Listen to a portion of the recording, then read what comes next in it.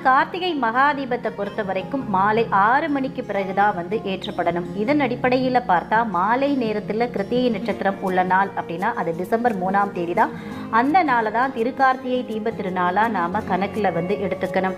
வீடுகளில் டிசம்பர் 2ஆம் தேதி மாலை நேரம் யமதர்மராஜாவை வேண்டி நம்முடைய முன்னோர்கள் முக்தி அடைய வேண்டும் அப்படின்றதுக்காக பரணி தீபமும், டிசம்பர் 3ஆம் தேதி என்று சிவபெருமானின் அருளை பெறுவதற்காக அன்று மாலை திருக்கார்த்திகை தீபமும், டிசம்பர் 4ஆம் தேதி மாலை பெருமாளின் அருளை பெற வேண்டும் அப்படின்றதுக்காக பாஞ்சராத்திர தீபமும் ஏற்ற வேண்டும். அதே சமயம் திருவண்ணாமலை கோவிலில் டிசம்பர் 3ஆம் தேதி என்று அதிகாலையில் அண்ணாமலையார் சன்னதியில் பரணி தீபம் ஏற்றப்படும்.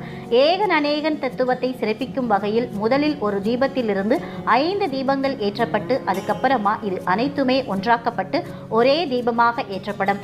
இறைவன் ஒருவனே, அவன் பஞ்சபூதங்களின் வடிவில் எங்கும் நிறைந்திருக்கிறான் என்பதை உணர்த்தவே இந்த தீபம் ஏற்றப்படுகிறது.